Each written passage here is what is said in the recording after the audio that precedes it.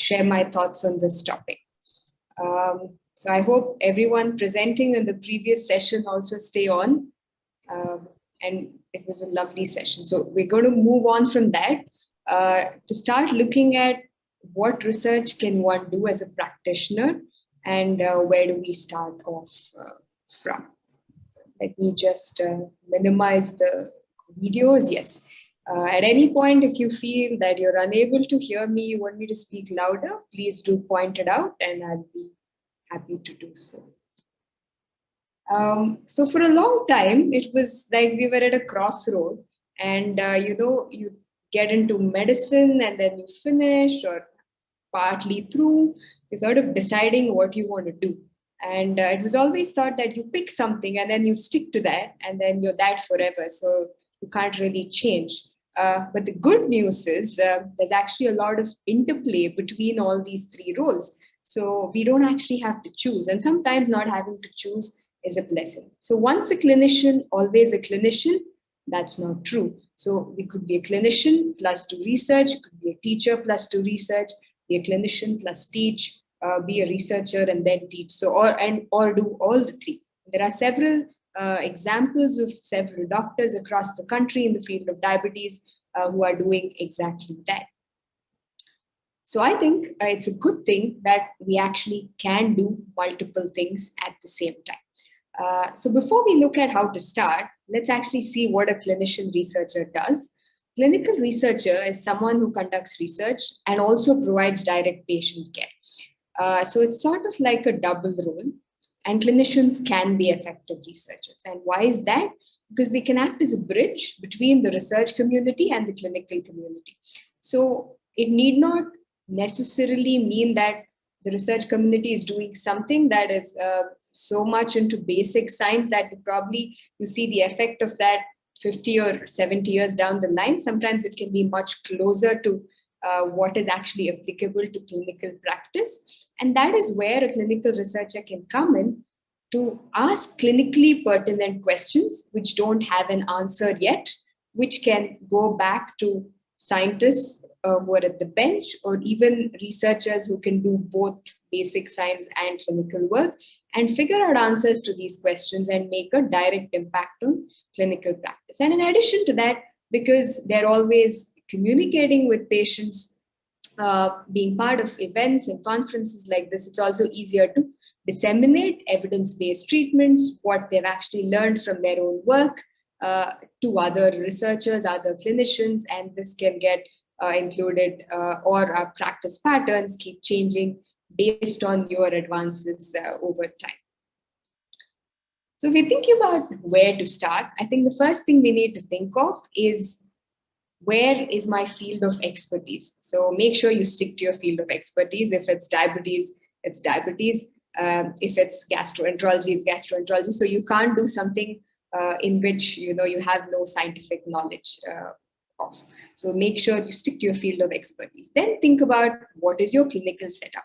Are you a part of a medical college, or even otherwise a private organization which could have interest in academics, or a corporate hospital, or even an individual private hospital, or just a clinic?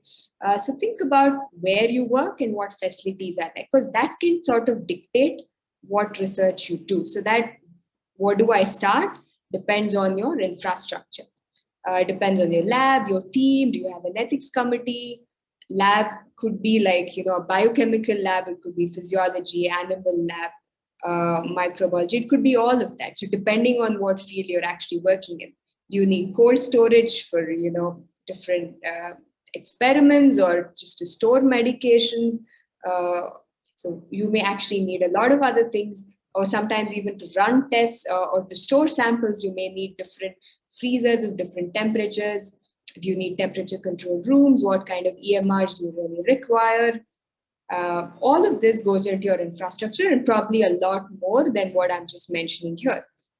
In addition, you need to think about who's going to fund your research. Do you have a sponsor? Are you going to write up for a grant and then get a grant, or has someone approached you asking you to partner with them and they have the funding? So that is something to think about. How much funding? How much does your study cost? And then, of course, what interests you and how much time can you actually spare? So in addition to doing clinical practice, we need to sort of figure out how much time we can actually set aside in a day or in a week to actually spend on your research patients, because sometimes they come in on specific days of the week. Sometimes they might just come in even at random if they have an emergency. And research patients get your phone numbers, by the way, so they can like call you at any time if they need to. So you need to be sort of ready for all of that as well mentally. So start thinking about your strengths and your limitations. So if you have state-of-the-art facility with a team, with everything under the sun, you have a whole group of PhDs, and you have every lab equipment you can think of, you can do anything based on your expertise and then the question that you actually want to answer. So you could plan large, complicated studies. If you're on the other hand in an individual practice or a group practice, something like a clinic, then it might be harder to do large, complicated studies. You might need to start simple, be pragmatic, and ask smaller questions to start off with. Or you could have greater dreams, start small, and in the meantime, figure out what your larger goals are, and see how you can get resources, set up the kind of facility that you want to set up, and see how to get funding. But irrespective of where you stand, first thing is you need to meet the regulatory requirements for whatever research you want to do. So that is the first thing to remember. If you have state-of-the-art facility, you could do translational research, multi-center RCTs, large observational studies. So a lot of collaborations, international, can happen. If you're in a group practice or an individual practice, single center studies, you could also collaborate with others, not that you can't, but there may be more observational studies. You might also do retrospective or prospective data collection analysis. You could still be a part of larger randomized controlled trials, and your data could contribute, your patients could possibly be recruited into those studies, and the data could contribute to a larger study. So a lot of it depends on what kind of team you have and how you want to set it up. But once you figure that out, then you need to ask the research question, plan the study, implement it, monitor, and then, of course, when the study is done, you actually analyze the data and then you plan the report to see where you stand. So if you think about asking the research question, so my topic was how do I start? So you need to ask the research questions. The first thing is ask. Have a clear, structured research question, which is a statement that defines the research you're going to do. Think about the hypothesis that you have. You may need to make assumptions about different variables, like this causes this, or you want to study the association between this and this because you have read somewhere that, let's say, for example, obesity increases the risk of gestational diabetes. So you need to have some basic understanding of the disease, and you need to have an understanding about the direction of relationship between variables, and you want to ask something further to figure out something extra. And that is where you are. So you want to have aims. So what are you hoping to achieve? What is the aim of your study? And what do you want to do to extend the current knowledge base? So look at the expertise, look at your expertise, look at what topics are there in that field, and then see what interests you. So if you want to say, let's say we take an example here, and let's say you want to see how insulin glargine U300 works. You want to see if it reduces HbA1c. The statement that defines the research is what is the efficacy of insulin glargine 300 compared to insulin glargine 100 in individuals with type 2 diabetes. So that's your research question. So you're clear. You want to know, you know what you want to study. Now, you need to make some assumptions. So here, since we're comparing two drugs and efficacy, well, you're hoping that this new insulin glargine 300, is non-inferior to insulin glargine 100 in terms of efficacy, which here in this case means HbA1c reduction. And then what are you hoping to achieve? Well, if your study shows that the two molecules are in fact similar in HbA1c reduction, this is useful information for practitioners, because they can use insulin glargine 300 wherever indicated, knowing that glycemic control is still acceptable and equal to the previous standard of care molecule. So whenever you ask a question, make sure it's a structured question. Make sure you know your hypothesis, and then figure out what you want to achieve by what kind of knowledge are you actually adding to the current scientific information already available.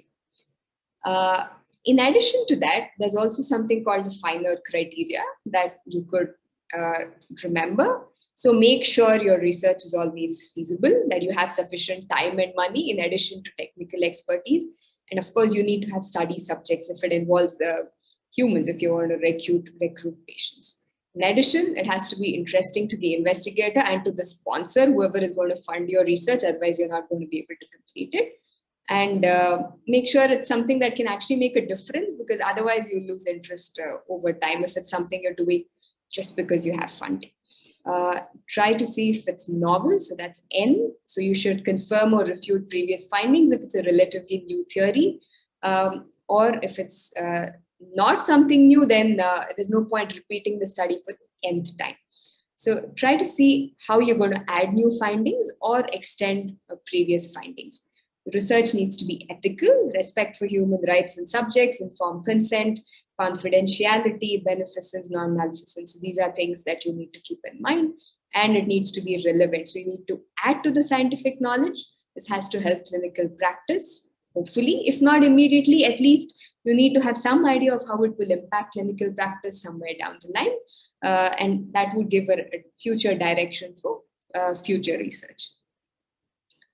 Now, when you also ask your structured research question, think of this particular acronym called PICO. So patient or study population, intervention, comparison, outcome, and time. So the previous question we asked, I'm going to come back to that. And you'll realize that that was actually a structured research question, which was slightly incomplete. So there we said in individuals with type 2 diabetes, we want to study the efficacy of insulin glargine 300 compared to insulin glargine U100. We didn't actually mention the time. So we need to look at each of these parameters and make sure every single thing is actually there.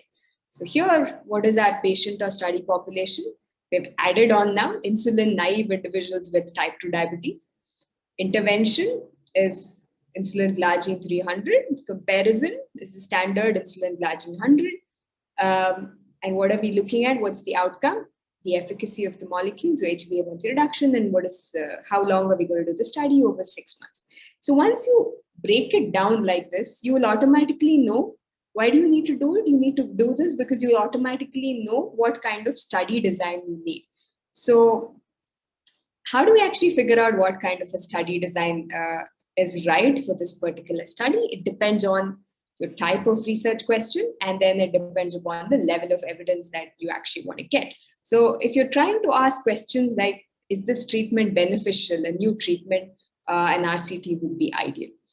But if you're thinking about what is the cause of this disease, then you could think of cohort studies or case control studies. Or if you're looking at a new diagnostic test versus an older standard of care diagnostic test, which has been used for several years, then you plan a cross-sectional study where you run the same test twice, the standard of care test once, and then the new test once on the same sample. So you do the test twice. So figure out what is your research question, break it down into all the individual components. And once you know that, then that also becomes much clearer for you what kind of study you actually need to do.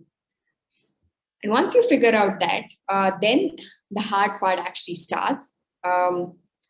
So of course, getting ideas itself is not so easy always, but then after that, then there's a lot of hard work involved. You need time to plan. So you need to get your protocol ready, look at your study feasibility, IRB approvals, register your protocol, work on your budget, apply for funding, figure out who your sponsor is, work on confidentiality, disclosure agreements, trial agreements, MOUs with collaborating parties, who owns the all this information, the IP rights, publication rights. Then you need to have a clinical trial operation file. So there's a lot of things which go in, and I cannot cover everything in 15 minutes of this talk. So I would ask you to look into it further, to read in further detail about what each of these components would involve. But look at feasibility overall, look at timelines, look at your study population. Is the protocol okay? Can you actually get patients in your OPD? Will the study affect standard of care? So that's important. If you're a clinician researcher, if you're just a researcher, you may not have that conflict. But if you're a clinician, patient has come to you for treatment, and sometimes you're giving them an experimental therapy which may or may not help them. So make sure it doesn't affect their the standard of care and whatever they want for immediate relief. If someone has real problems, maybe they're not really the ideal candidate for a clinical trial. So that conflict is sometimes difficult to solve. Do you have the resources, the infrastructure, team, financial backing, sample size? Can you do all of it by yourself? Do you need another team, another center? So these are things to think about. Then once you figure out all of this, you need to start having a file with all the documents in place, all your protocol versions, IRB versions, any communication you've had with sponsors, with regulatory authorities, delegation logs, investigator certifications, lab certifications, how you're going to collect the data, what you're going to collect. So ICF versions, case report forms, adverse event reporting forms. So you need to have a sample of all of this. And then as you start recruiting patients, you'll need a separate file for each patient, which could be manual, which could be virtual also in today's world. So it need not necessarily be a hard-bound paper file. But all of this is actually a lot of hard work. It's very hard to do it alone. So you definitely need a team of people. There needs to be a lot of communication between different people doing different things in that team. It's a lot of work. You need a lot of patience, and it takes a lot of time. And the paperwork is actually crazy. It need not be physical paperwork today. It might be the number of hours you're spending in front of a computer, sending data, entering data into electronic records. But it's a huge amount of work that you need to be prepared for. And just when you're done with all of this and like you've got your budget, you're ready, you recruit your first patient, you're excited, but then the work is just starting. So don't forget, this is just the beginning. And there's really a long, long way to go before you even complete the study and think about the results. But I'm going to stop here because my topic was how do I start and where do I begin?